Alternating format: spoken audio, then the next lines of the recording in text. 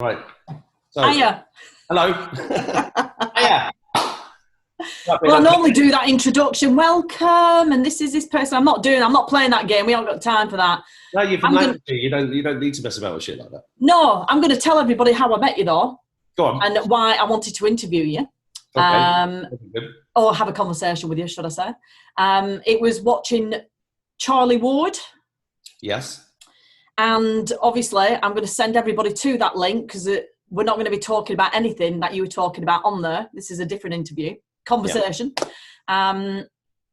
And what really, it was a great conversation. I loved your authenticness, your vulnerability, expressing yourself. And what really got me was when you were talking about the angels and demons and exorcism and all that other dark elements, because this is what we're coming to, a time of people understanding that. Yeah. That it's not just something we thought about. It's not something in books. It is real. And obviously this information is getting bigger and bigger.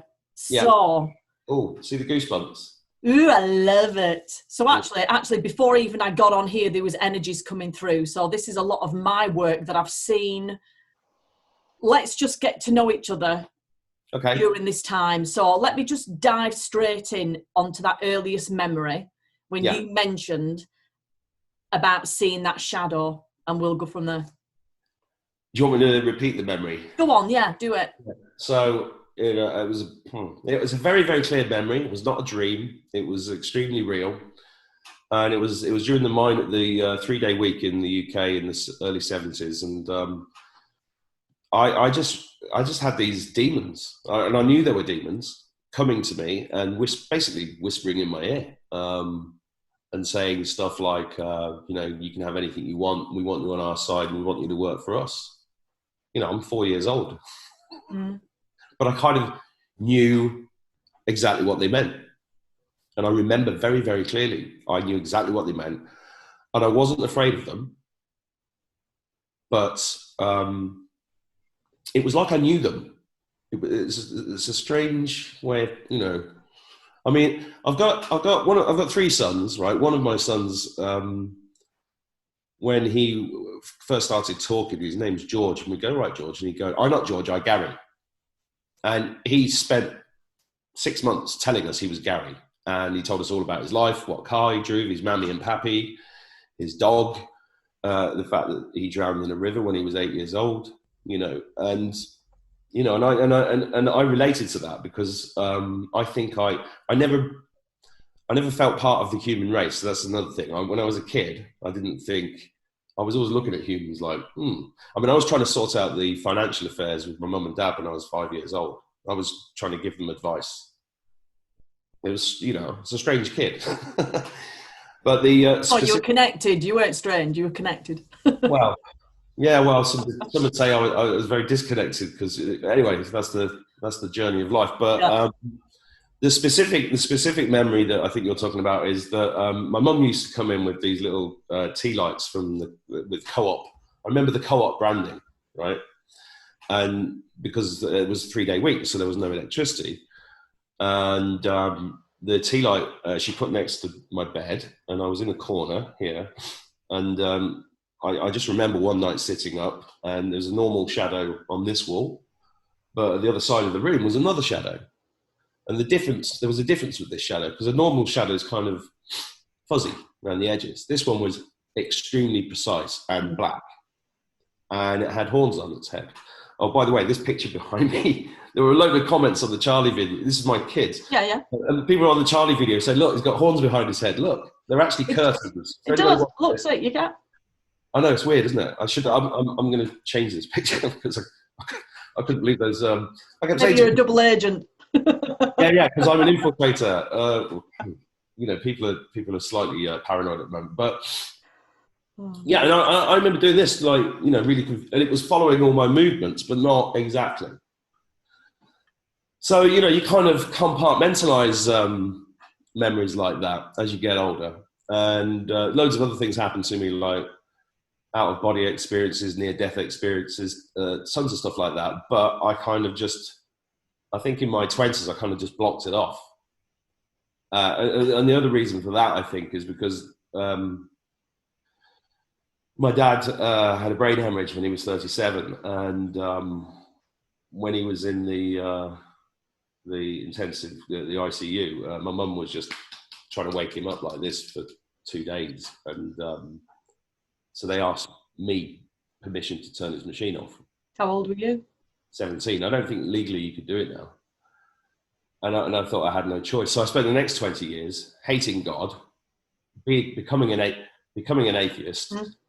Forcibly, I came out of the chapel of rest, and I had a little bottle of whiskey, which was the start of a alcoholic 30 odd years. And I just remember shouting up at the sky that I hate you. And you know, and I said prayers every night, all the way from being a child. And I was always very aware of God and spirits, and just tons of, get it now, tons of stuff happened over the next. I spent 20 years thinking I'd killed my dad, basically, and I was I was slightly crazy. Yeah. But this is a reality of these occurrences, if we want to call the energies that are not 3D. And then our process of life, understanding why we're forced to make choices, and how that creates trauma in ourselves, and then it just goes around like a groundhog day till those things are dealt with, and then we want to push things away and stop things seeing them, whether it's a deja vu, a feeling, a memory, and we just want to keep motoring on in that robotic sense. Yeah, well, for me it was there's a few things that you've said there. One is that I lived to the detriment of my relationships. I was living every day as if it was my last, and I truly didn't believe I was going to live past 37. So I hammered everything. I was flying planes in the RAF at work, and I was dangerous. I was dangerous in the car. I was just dangerous. Yeah.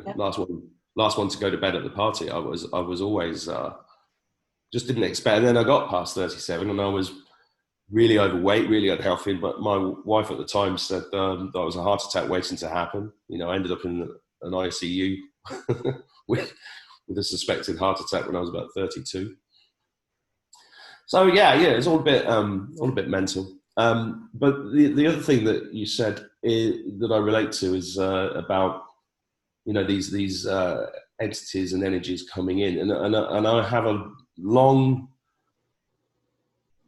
ongoing debate in my own head and with certain people outside of me. Well, firstly, we have soul contracts, right? So a lot of the things that happen to us, we already agreed to before we came here, because that's exactly the lesson that we need to learn in this incarnation. That's one of my understandings. The other one is that everything is consciousness. So I use the word demons, and some people have said to me, well, it's not, they're not demons, they're just different energies and different levels of consciousness. And this I started my YouTube channel, and I started talking about this because it's the most interesting thing there is to me, trying to work this out, and I do agree with you that we're at a time now that I totally believe that this is a spiritual war we're in right now, and this is what Christians would call the end times. I'm pretty damn sure that the Mayan calendar was correct, and that world ended in 2012, and since then there's just been enormous changes in my life personally, but also we're seeing it now manifest, and we're literally in a war of good versus evil right now, and I'm very optimistic about the outcome. Very optimistic, always have been, but also been terrified of it, and also been pushing away my responsibility to myself, pushing away to some degree, pushing away my spiritual development. And I think I did attract quite a lot of entities. I'm not saying the entities excuse anything that I might have done, but because sometimes I certainly did things that, I'd wake up the next day and go, that wasn't me. That wasn't how I feel. I didn't mean to say that. I didn't mean to do that. That's weird. So I was very aware of it, but there wasn't much I could do about it at the time until I had these suicidal thoughts, which I'd never had before. I used to dismiss people who were depressed. I used to think, I've had lots of friends commit suicide over the years, lots of really amazing people who checked out. And I'd be like, what a waste of life. Why would you ever want to do that? There was one friend in particular called Katie, who was basically my first love. She was an amazing. I always thought she was going to be an author. She was a brilliant girl. I think about her quite a lot. And we'd been together when I was about 18, 19, and we'd split up, but we remained friends. And I think in the Charlie interview, I talk about the Jesus Army that was in my village, the religious cult, and the leader of that religious cult had abused my dad, and one of the doctors within that cult had molested me. And Katie was, her mum was deeply involved in that cult in the 60s or 70s, I think. And Katie had quite a traumatic childhood, and I don't know how traumatic. I know that her parents split up,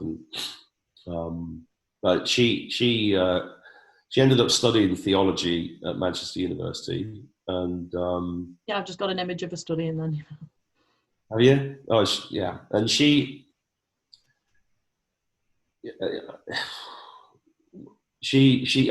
got sectioned when she was about 26, 27, I think.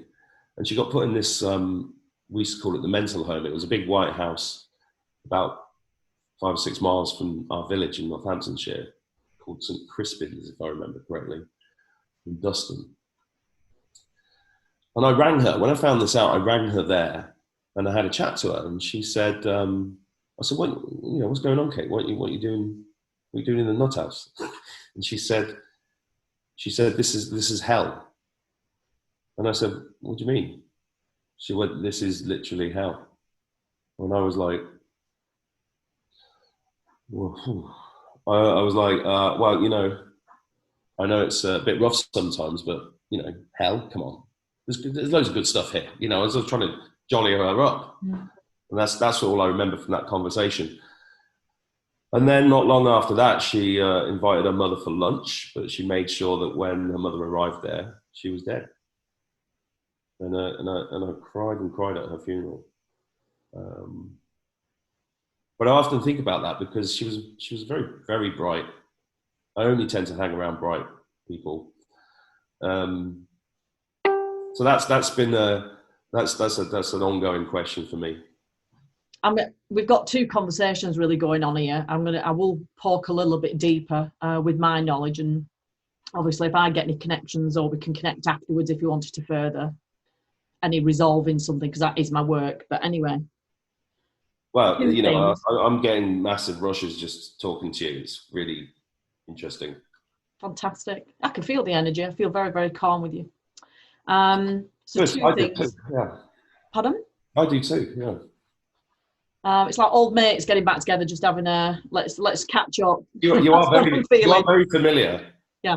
In fact, somebody said that to me yesterday. I got a message from a guy yesterday. I'm going to interview very soon for the channel, and it's amazing. I got this. I just couldn't believe it, because I didn't plan on saying this stuff on Charlie's show. It just sort of came out, and then I got this message from this guy saying exactly the same thing happened to me, and I got all these voice messages, and I was like, I didn't even listen to it. I just rang him straight away.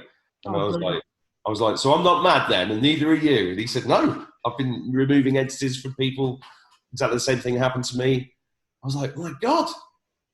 Because after I said all that stuff, I was like, oh, did I really say that publicly? Oh, well, you were meant to. This is what got even though I've watched quite a few of Charlie's, but anyway, I'm just, because it's almost like, I don't know what we can squeeze in. I like 11:22 then, thank you. Okay. So there's 3 things. I know there's the entity things, because to me, I know people call them entities. The way that I see it, because we're in a consciousness that is being recycled over and over, and we're in this, because obviously I'm thinking about time, in a third world. Let's call it, we are in our third world. That's why they call it a third world, like poverty, to remind our cellular ancestral DNA, this is what you are, this is what you will be. They do it in so many things, with a food, with war, the repetitive things that are very subliminal, but they are in our consciousness, and we do not consciously connect with it to understand it. We just believe it and accept it and acquiesce, and with them puppets and robots. That's what we can be like. But just seeing all these entities, to me, there are so many frequencies because of different dimensions, different timelines. Yes, I do believe we choose things before we arrive, but also we choose things midway if we want to do timestamps or walk-ins or walk-outs, or it can get so wowzer. It's it's really worth like a 2-hour conversation to understand it in those moments in time, and feeling the darkness and feeling the light. It's that thing where people want to separate it, like, oh, I am the light, and we're all of it. You're constantly in this union of every single split second of every single moment of where you choose to go with it in the division. And these energies are waiting all around, whether it's light, whether it's something that wants to do its negativity and just use its force of energy, because that's what it's here to do, and to guide you as well, to learn you in, or to remember of what you are meant to be doing next or not to do. And it's really, I'm going off a bit of tangent myself, but even when people talk about the reptilian brain, well, hello, because we are that energy and frequency. It doesn't mean it's dark or light. It means there's all of it. So if we've got that reptilian brain that has really been, I suppose, intercepted into our brain to put a separation, it's also got a lot of magnificence of information, like being that double agent, right? You've got the info, what are you going to do with it? And it's to use it to that. But sometimes we'll still get sucked into things because we are meant to. Even if our brain's going, I don't want this, it's not meant to be happening. Well, it's happening. Well, we're doing it on a mass scale right now. Yes. So one thing you brought up there, so I've been on, as most people have, on their own journey, and on that journey, I came across Stuart Wilde. Have you ever come across Stuart Wilde? No. He was the first guy to be published by Hay House after Louise Hay. He was an English guy. Okay. Who made millions with jeans in the 60s, and then at the age of 28, I think, he just walked away from his Chelsea flat and his Rolls Royce and put the keys down the drain, and he just wandered the earth for the next 40 years. Now, when I read his book, I think the first book of his I read was called The Infinite Self, which changed my perception massively. And one of the things he talked about in that book was his search for the mystery schools. Okay. So I started searching for the mystery schools. For anybody who's never heard of them, basically, if you look at all the secret societies and everything else that's going on in the world, there's a huge amount of knowledge hidden from us. This has led me to conclusions that magic is real, and it is. The law of attraction is real, and the law of karma is real, and all of these things are real, but it's all hidden from us. So as kids, you don't get taught any of this stuff. And so in the mystery schools, one of the things that I read, and I'd be interested in your opinion on this, is that Lucifer, for want of a better term, created this world as a facsimile of the real earth. And it is a kind of soul, he built it as a soul trap. So when we die, we think we go to heaven. You see the light, you see relatives, you go up there. That's real. I know that's real. And you think you're in heaven, and then you come back down again, right? But there's kind of roof on it. And it's just a recycling of your own soul. And you just come back again and again and again and again and again. And that's not where we're supposed to be. So where we're supposed to be is up there. And there's another earth that's bigger, and it's got more different colours, and it's more beautiful, and it's peace and harmony, and there is no trap. I think I've explained that correctly. Does that ring any bells with you? It rings a lot of bells with me. In different ways, to see that we are an entrapment, and through the entrapment, even in our sleep, we can come out that trap in whatever way that is, because it's a very individualistic consciousness in the consciousness of what if there's 8 billion people on the planet, then it's 8 billions of those consciousnesses going wherever you go. So yeah, we keep falling into that trap. It's like the infinity sign. We keep falling into it and falling into it. For many different reasons. It could be for how you kept believing on this planet, whether you were, you carried on with the drugs, as in the pharmaceutical industry, how you just weren't being your true self, how you just kept being the puppet, the acquiescence of being the trapped energy. Also as well, to keep coming back to be able to, if you want to call it, be a savior, be a helper, a healer, a fixer, that you've got the answer and you want to tell the world this is the way out. So obviously this I've always been very worried about doing that. And I'm always very wary of people that say they've got the answer. I mean, I'm all about the questions, but I've never met anybody that's got the answer. There is no answer, but in their consciousness there's an answer. And if you get how many consciences getting all the answers, then can you imagine the amount of answers there are? Because this is one. This is one of the interesting things I found about ayahuasca, because I've drunk ayahuasca about 10 times. Okay. And when I did it, the first time I was terrified, but then it was an extraordinary experience. But what I couldn't understand is that it was sold to me like this. Well, it wasn't sold to me. I mean, it was actually my wife at the time who discovered it, and then we started looking into it, and I went before she did. So it was given to me like this was, you're going to learn things that you need to learn. Ayahuasca is the grandmother. She's going to be harsh on you.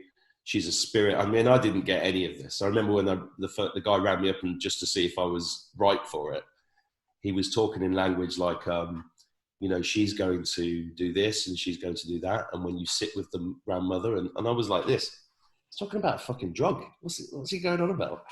But anyway, I went. And that was really brilliant for me, because it was a massive step, because it was a really big step. You know, I grew up terrified of things like, because I was a pilot and we were told, you know, never take LSD, never do anything with DMT in it. So I actually had a serious fear of it. And actually, well, I won't tell you that story yet. And what I couldn't understand was that there were all these people that were supposed to be spiritually aware around me, who were like, kind of acted like they were more advanced. It was like spiritual snobbery. You know, it was like, oh, I've drunk it's with a self-righteous thing. Yeah, I've drunk with this person. I've drunk with that person. I was like, fuck me, I've drunk with nobody. I've only ever drunk in the pub. You know? So I was like, and I realised that, you know, I have not been back to it, because it's not called me, because it does call you. And I couldn't understand how all these spiritually aware people were so stuck. You know, some of them are not. Some of them are really, you know, wonderful, advanced and beautiful human beings. I'm not saying that about everybody that I've met doing it. I'm just saying that I did notice that, you know, some people had done it like 100 times and were still stuck in their own shit. And it wasn't really advancing them at all. But maybe, you know, again, it's your personal journey, right? Yeah. But I had that as a kid. I mean, I used to go to the village church, and it was a very special place for me, because my great-grandfather, Joe, was very involved in the church. On his deathbed, he gave me the Bible, and he was crying his eyes out, and he said that all the answers are in here. You know, and in the R, when you can go through the codex and the encrypted. And the you learn a lot more about it later on. But he said all the answers are in here, and you know, and I was devastated when he died. But he used to climb up the steeple in the village, and he'd go and fix the weathercock. And he never had. He was a hero to me. He never had any ropes. You know, he just. Wow. So he was a legend to me. But I remember looking around at some of the people that went to on Sunday. They went to the church. They're in the best gear, and I knew things about them. And I was like, oh, well, he's going there like a man of God, but I know what he did last Thursday. And even as a kid, I was like, So I've always been very. I don't know where I'm going with this, but I've always been going. I've always been very wary of, you know, people who say they've got all the answers, and they have a, you know, it's like George Bush saying that he's a Christian. You know, no, you're not. Come on, obviously you're not. And going, I believe in God. No, you don't. You're a liar. You know, and they use this shit, and I get quite indignant about it, to be honest. But that's all right. Yeah, I was meaning more like, it's not one answer, but it's billions of answers. And then you can see I'm pretty disappointed now. I thought I was coming on here for the answer. No, you're coming to church. I've been sold a Lancashire kipper. Oh, Well, this is what I mean. Literally, these conversations you can see why they can go on for hours. Oh, but you make it for days. I know that. It's this entrapment of the planet. So the entrapment, there is a force field. Whether that's still being broken through. When we see the rainbow, it's almost like to remind us of our entrapment. It's like, yeah, it's beautiful. Look at the beauty you're attracting to. Well, it's like a dome. I mean, Tesla did there was a picture. I'm a big fan of Tesla. It's like a dome, isn't it? It's not a planet. It's a realm. Well, what is it? I mean, we can see so many things. Is it a consciousness, a flat? When we look at stars, but then you go outside of the perimeter, if you want to call it, that there's no stars. It's a black sky into the nothingness, and that's not just with NASA. That's with just general people. Oh, NASA, you mean not a space agency? Pardon? You mean not a space agency? That's right. Something a bit more real. It's similar to Nazi Operation Paperclip. Anyway, that's another story. It totally is. But do you think this lifting of the veil, right? Let's just crack into that. Is that happening? Because I think it is. Yeah. I mean, my son's going, 11, and I'm like, yeah, I see these all the time. Yeah. And this has been happening to me with additional and psychic. I am so psychic now; it's ridiculous. I literally every day, 20 times a day, think somebody, they ring, all that. That's all the simple stuff. I'll tell you what I'm gonna go on. Sorry, go on. No, you go. So what I'm asking you is, could you enlighten me a bit on what you think is happening right now and this veil lifting, 3D, 5D, that's the kind of stuff that is that somewhere you want to go with this chat or not? I'm happy to do that. I was going to convert, if we get time or we do it another time, we'll converse about other things, because I was going to talk about the mental health, a bit, and like you said, and the place of nutters, and then actually, but we can get back to that or not. No, I'm happy to talk about that actually, because one of my best friends is an artist, a really brilliant artist. I was talking to him last night, and he wants to come on my channel. I said, "What do you want to talk about?" He said, "Well, he got sectioned when he was like 24, 25." And he said to me, he's very consistent with his version of events. He said, when I was sectioned, I saw this. And I was like, saw what? This lockdown. Everybody's in a mental institution now. Everybody's getting masked up and ready for their medication. The whole world is a mental institution. And I saw it. And I saw the world burn. And that's why he's such a good artist, because the stuff he does is really powerful. And I was like, well, I'm more optimistic than that, Dale. I think we're going to be all right.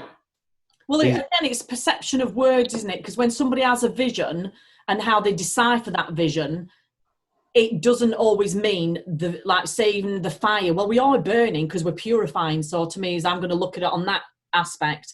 And there are fires going around. There's explosions, there's bombings, there's underground, there's overground. There's so much going on, even California right now, excessively. What's that for? Is that destroying evidence? What is it all for? So to me, even like with I've got to be I'm saying I've got to be careful. If I get deleted off YouTube, I get, what the heck ever, who cares? I like that attitude. It's to even look at, the things that are going on. If you want to mention the bomb explosions in Beirut, to look at, there are certain points that are they're like biggest industries of like the cocaine deliveries and stashes, deleting evidence. We're talking about gateways and portals, the things that are not, you can't put in the news going, well, today at 6 o'clock, it ain't happening. You can't. When you tell the truth, they run. They don't want to know. And that's why we are going through this slow exposure, but at the same time, it ain't slow. It's not slow. It's like, you're going to see it. You're going to see it, and you have to see it, because if you don't see it, it's going to be so hard for you to at least fall over, flat on your face, clonk your head and get back up again. You've got to see it. Well, that's why I've been talking about this stuff on my Facebook page for years, because, I've been seeing, when the lockdown starts, I got loads of messages saying, Mark, what's going on? And I was like, I didn't realise that people actually were looking to, people who I didn't even, there was they never liked any of my posts or anything. They just come out of the blue. Says, well, you seem to know what's going on. I was like, I don't know, I'm just trying to work it out myself. But, I was aware of the paedophile rings, the Satanism, and all of that stuff years ago. You know, and I had to go through my own. And I always felt, funnily enough, I always felt like I was being prepared. And when I went on Charlie's show, when I started my channel, which I'd never thought about doing, I got so many messages, people going, well, it's about bleeding time. And I was like, oh, was I supposed to do this? It's really funny, isn't it? It is. And we're in a consciousness that's on so many levels. And that's why we just can only be in our space at that time, wherever we're projected to, wherever we're magnetized to.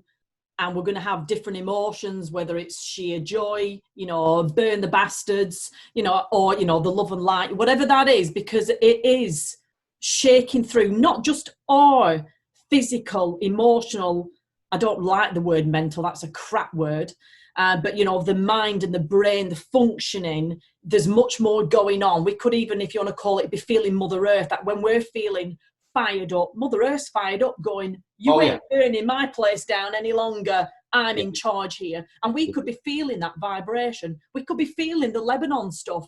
And then we have the sadness, and then we have the anger.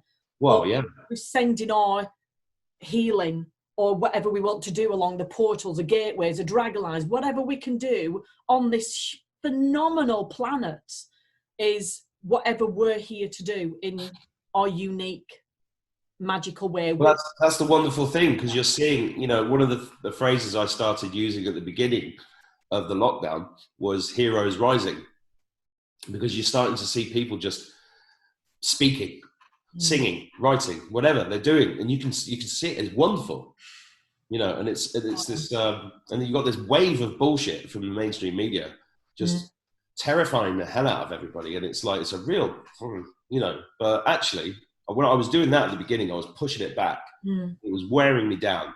Now I'm just like, it just washes through me. And they're giving themselves away. They are showing themselves up so ridiculously. It's like, actually carry on.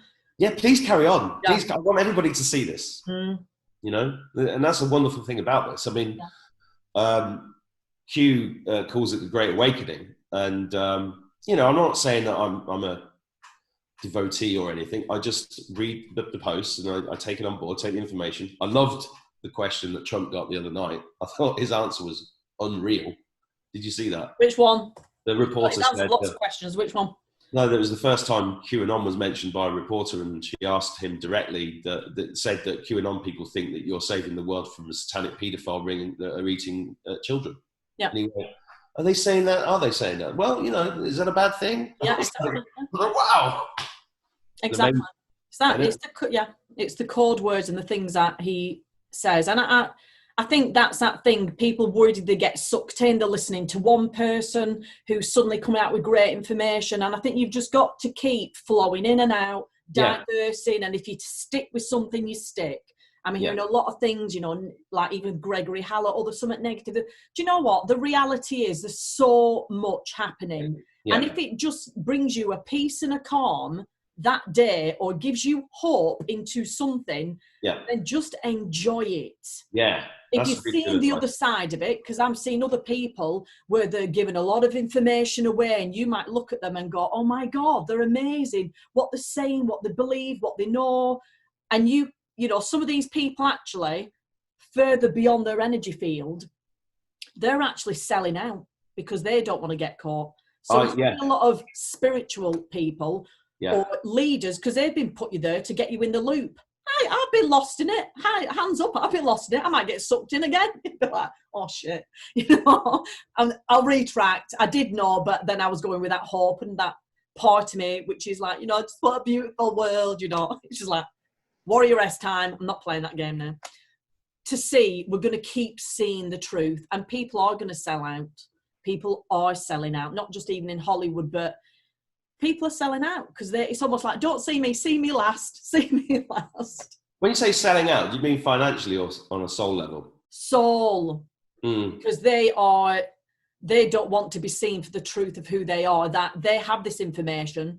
If you want to call it a double agent, because we've all been a double agent of somewhere, because that's the greatness of it.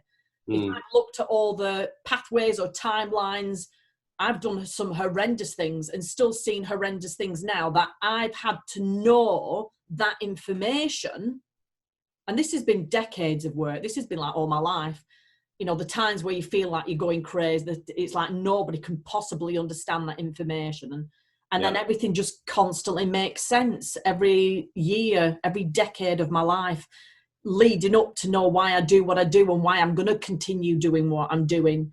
It just constantly makes sense that you have to know information sometimes to do other things. So like even Trump, people can say, all right, he's done this, he's done that. Well, whatever. Maybe he's had to be in the know of things. It doesn't mean he did things. It just meant he might have had to stand back to get the information, to know the truth. Because nobody knows anybody. We can all make judgments until you know that person in person, and you've got to know them, and then you can make your own discernments. I'm going to actually dive into, if you don't mind, just dive into the mental homes. I don't like the word mental because I think that's, again, another created word for us to feel bad about ourselves, or to, you know, to lock ourselves into the mind and thoughts and what's crazy and what isn't. And the mental hospitals that were first put there for the crazy people that they've never been able to deal with, they still can't deal with. They're still doing the same things that they did 100 years ago. Even if they did shockwave brain therapy, I don't know, but nobody knows how to manage it. So I've been in those places in different timelines. I've had many people experience it to give me information for me to make sense. And naturally, I've just been given the information to show it doesn't matter what level they're at, and whether it's 1 to 50, or whether we could think they're dangerous or not. The fact is, they know things and can see things that you cannot, that you are being told is not true. It's an imagination. It's invaluable. It means nothing. Well, there were tribes I was reading that used to see people like that as seers, not, you know, and revered them. But now we put them in as Bill Hicks says, now we kill those people. Wow. Well, yeah, they are doing it in a very slow, painful way, because all they want to do is numb them down, or give them sleeping pills, or give them medication, which doesn't do anything. No. So these people, when you communicate with them, if you communicate with them one-to-one, and you look through them, and you are of an energetic resonance, or a seer, or what a healer, whatever that is, like yourself, that you can see the bigger picture as well as the 3D body. And then you can even see spirits or whatever. So you're like, I get it. And then when you communicate with them, what you can see, they're almost like, oh my God, you can see it. It's like, yeah. This is why all my best friends over my lifetime have been artists, you know, musicians and painters and poets and stuff, because and they're all on the edge of society, if you like, in terms of their experience and what they've been through. And I'm very drawn to that. So yeah, I mean, we need to reframe that whole thing, don't we? Absolutely. And to even, well, it's just I'm going to actually dive straight onto the subject of suicide. Yeah, it's a big one. It's important. It's going through the roof. It is. I live in a country where the suicide rate is through the roof, especially for young men.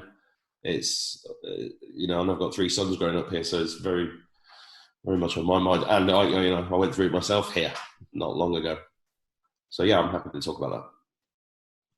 All I can give is my personal experience, not just as a 3D woman, but people I've been surrounded with. And again, to me, it's always about the throughness and the energetics, which makes sense to the human experience.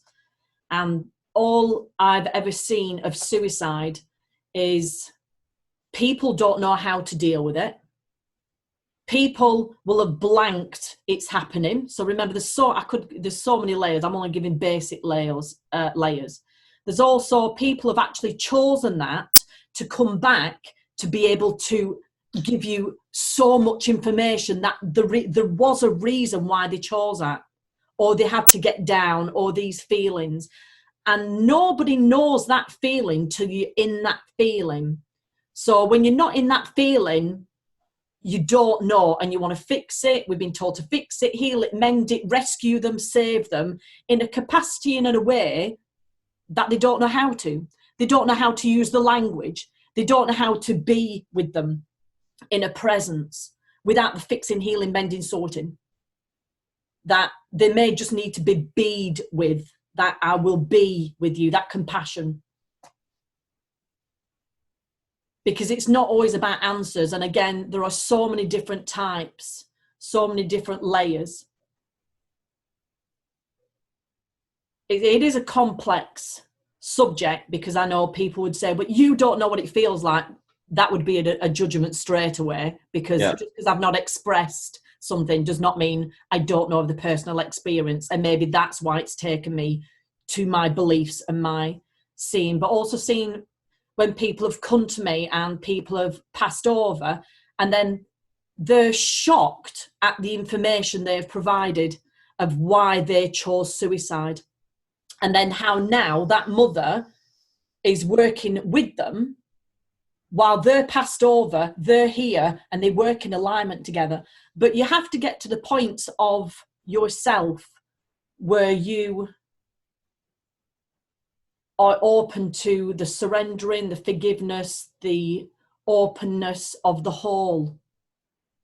Because as a mother, and I know it can be as a father,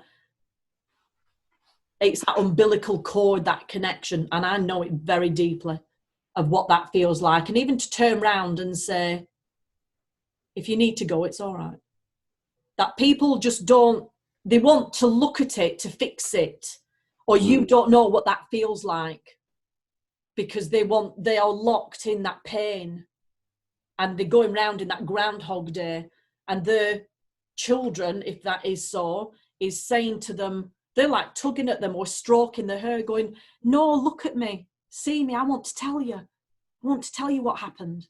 But when you're locked in that grief and that 3D, you can't hear and see. No, you can't. So, I mean, I'm only giving snippets, or I might even get, oh, you don't know. It's like, I'm giving snippets. I can't talk about how many millions of people have experienced it, have that feeling. I know that feeling too, when I got locked into it as well. That's never before, never since, never will be. But I had to understand that feeling. How could I possibly understand it, even if I was being with somebody, if I didn't know what that felt like on a 3D level? And when these people get into that place, it's a void. It's a void where emotions, it's almost like finally the emotions become, they're not attached anymore. The mind isn't thinking anymore. The feelings are not feeling anymore. So people think, well, why did you do that? How could you do that? But they're in that place that you can't understand. That's why they've chosen what they've done. There's a lot of things come up that the Groundhog Day thing was really powerful when I was in this state. All I remember is getting in the shower every morning and going, here I am again, and just dreading the day. And then suddenly I'm in the shower again. Here I am again. And it was, everything lost its meaning. Yeah, I see you split. It's literally like you were split in half. It was violent. The whole thing was very, and I look back on it and I'm grateful for the experience, because I'm grateful for every experience that I've had in life, however hard it's been. So, I'm not looking for pity. I don't feel self-pity. I think it's what I had to go through what I had to go through. And I felt like I saw a medium, and she said, she actually put it in the terms of, you can never die, and you're God's creation, and only the dark can try to convince you to die, to take your own life, because then they get a piece of your soul. And then I read stuff that after that sort of described these even deeper layers of evil, which go, we've got names like Satan, Saturn, Lucifer, Beelzebub, but there's even higher, deeper, like Sophie. I didn't know that existed. Sophie, the demon, and it's like a multi-level marketing scheme. They all get a piece of the pie. Yeah. I was like, what? Yeah. This is nuts. So I'm going yeah, to go with that. I think that is an element that is another element that is positive, and that's why when I've seen people go over, it's like they're coming back to give that message. Whether you want to call them, they're still keeping you stuck here because they're giving information that, oh, it's all beautiful and light, but I've not seen that. I've seen it where they're here to share the wisdom, as in their experiences of why they chose what they did and how they can help you in this time. As like an angel, if you want to call it that label. yeah. Well, I said in the talk that angels and demons come through people, and I include myself. Well, this energy comes through you, and there were specific people that helped me beyond belief. And I'm so humbled by their help. And people came out of nowhere, and I think I said I got moved up the waiting list of a lot of healers around the world, and that was just certain people just popping up, and they just knew that. It was extraordinary. It's just been absolutely extraordinary, and that's why I'm talking about it now, because why not? What are we got? We've all got to explore this. We've all got to. This time, I think, is all about this. It's like this quarantine idea is quarantining people who aren't ill is quite interesting. Maybe we are, and maybe that's what this is all about. Having that inner reflection and having the time to think about these things deeply, and then decide where you want to stand. Absolutely. Do you want to stand up and not wear a mask in a shop when everybody's staring at you like you're some sort of evil bastard? That's hard, but it's got to be done. We have to stand up. We have to stand up and tell our truth. We have to be completely truthful. Mind you, I'm saying this, but I had a soul reading the other day from an amazing woman who got quite excited because she said, I'm an Arturian from Arturius or something, or that's like playing. When somebody says that, it's because I've done this as well. When I've learnt my way of being that seer and what I say and what I do. So when she said that to you, does that resonate for you? Oh, it did, yeah. Brilliant. Very much. I mean, I was aware of Palladian energy, right? And I'd hurt the feelings of somebody who was a channeler for Palladian stuff, and she used to write stuff down. Basically, I fell out with her, and she said, "Oh, you're going to suffer spiritually. The Palladians have told me," and I was like, "Whoa, well, they don't sound very nice then," because that's just which Palladian were you talking to? Well, this is what I mean. So one of the things I'm very wary of is that. So I have this visual idea of this kind of entrapped area that we're in on a spiritual level. At the bottom, it's us as human beings, and then our souls and everything. But we hit the ceiling, and in this area, as you vibrate at a high frequency, I see it as like a cloud, and you pop up like a beacon of light, and then all these entities come and attack you, and then push you back down again, and then you come up and you get more enlightened, and then they attack you again, and then shit happens to you, manifested in life. Yeah. And then, so there's a lot of mediums out there, I think, or people that have channel stuff, but they're channeling stuff from fake spirits, or entities that are pretending to be something else. Yeah, I do. I think the demons are called. I'm going to call them demons. Sure, people will argue with me about whether they should be called that or just levels of consciousness or whatever. But I do think we are deceived a lot. Yeah. Right. So, and people. I think genuinely, some people do channel information. They give it out, but I don't think it's coming. Let's say, for example, somebody channels Nelson Mandela. Right? Well, I channel, so this is really interesting. You're telling me that. Well, this is just. Please go on. It's your open opinion. I'm accepting. It's a theory. It's not. I'm not saying this is true. It's a theory based upon my own experience. So, let's say, for example, somebody channels Mother Teresa, right?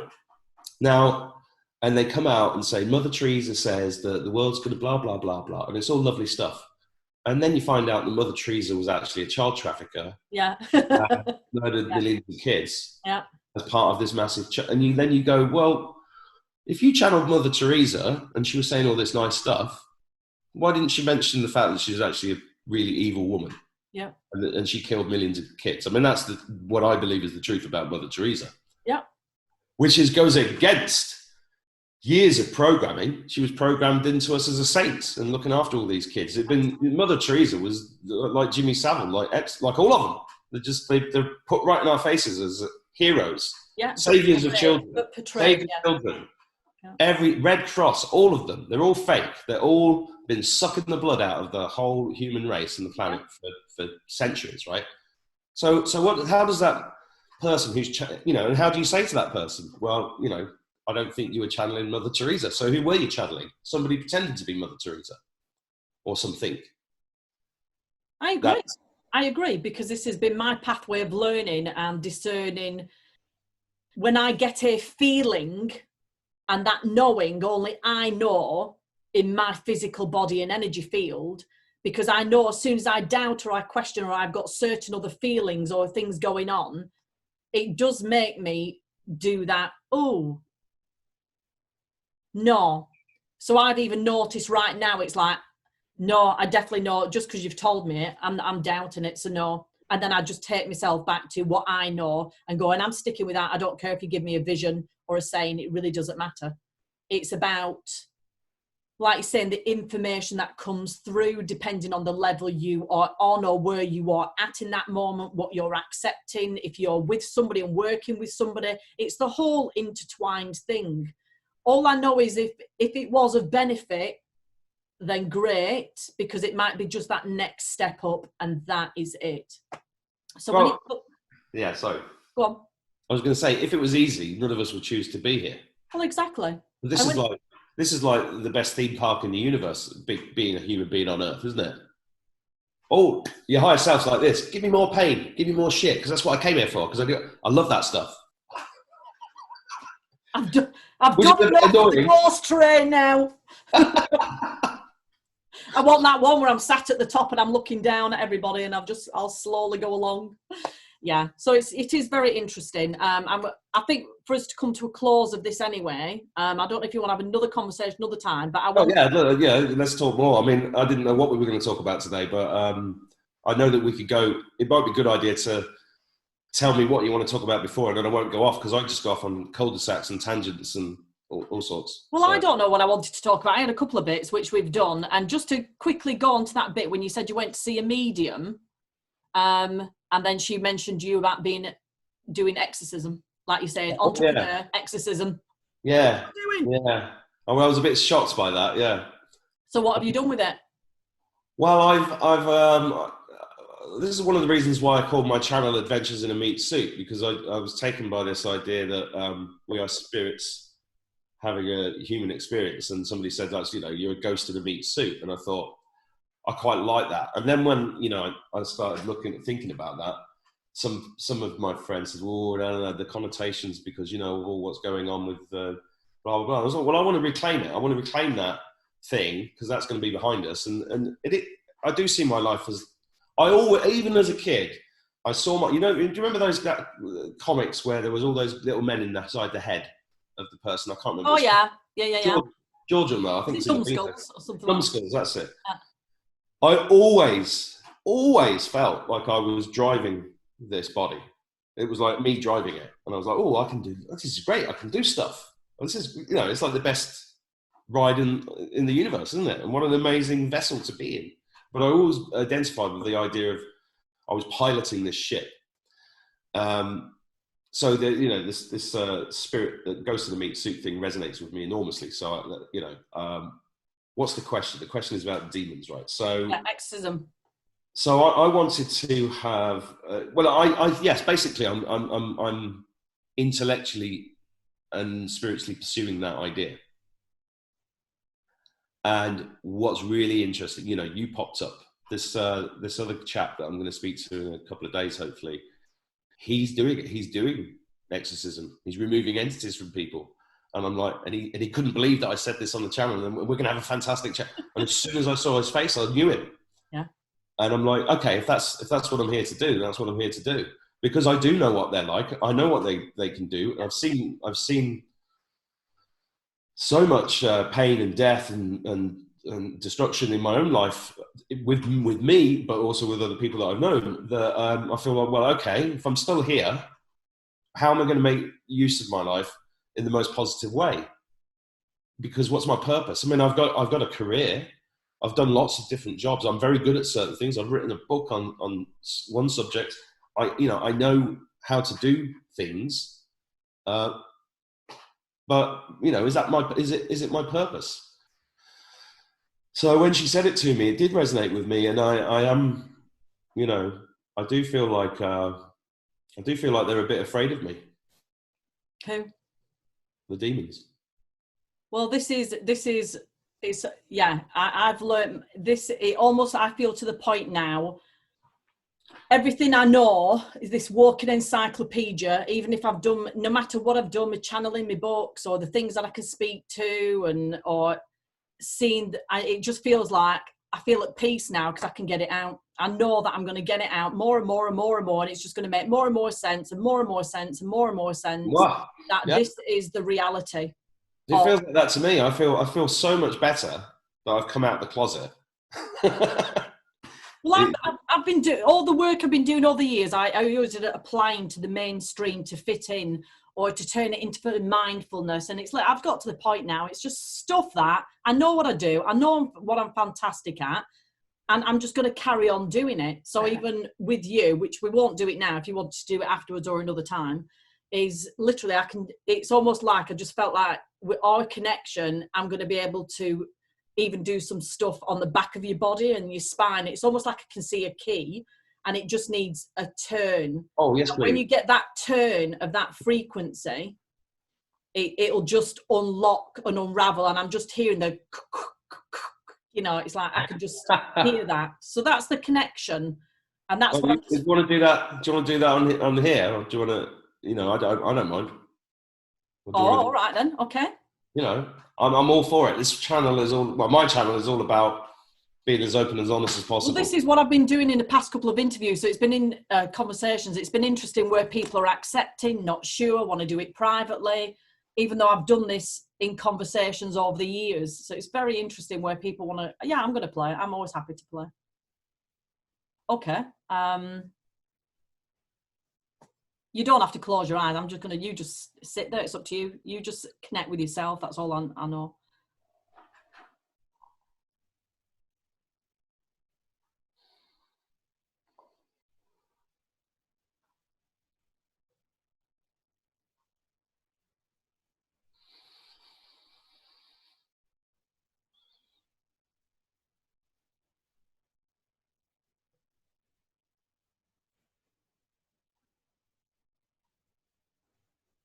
I'm just doing some alignment in your hips because your hips were just really heavy on your right side. I've just shifted some energy there. I'm putting some kind of cloak around you. I'm saying I'm doing this. I'm not doing anything. Just the energies are just showing me what's happening. So it makes it look like I'm doing it, but it's not really. Whoa. But it is me. Also as well, have you gone to have you something to check on your chest? What? Did I say this the other day on the Charlie Show?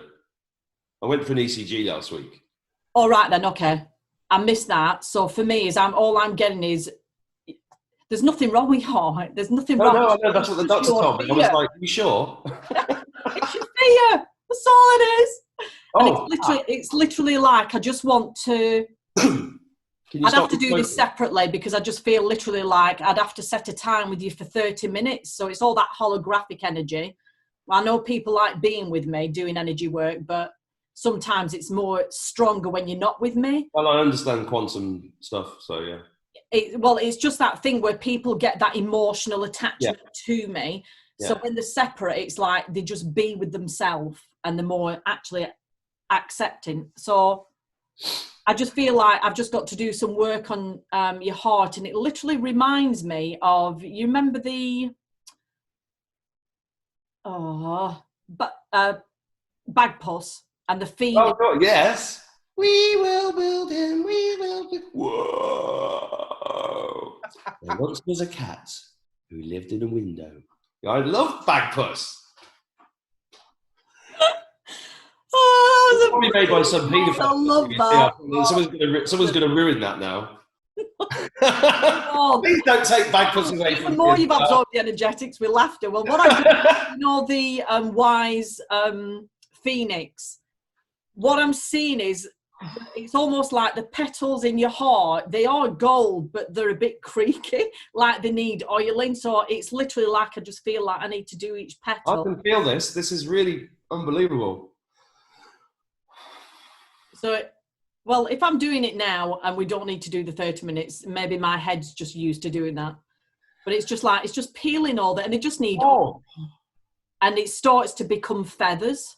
I'm not putting this on. I can feel this.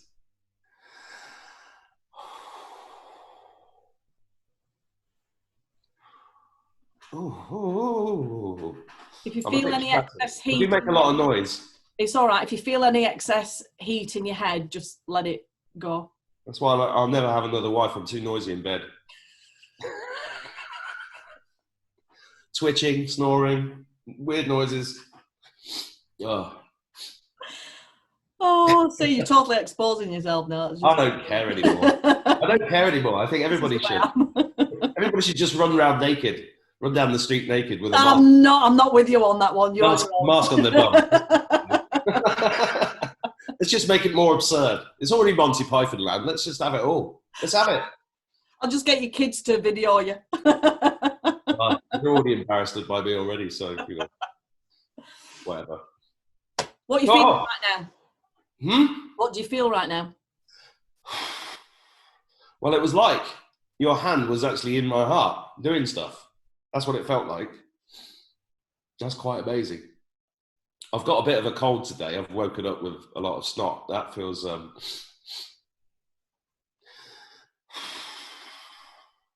yeah, I feel slightly yeah, like a weight's been shifted around a bit, and then the heart feels lighter. Feels good.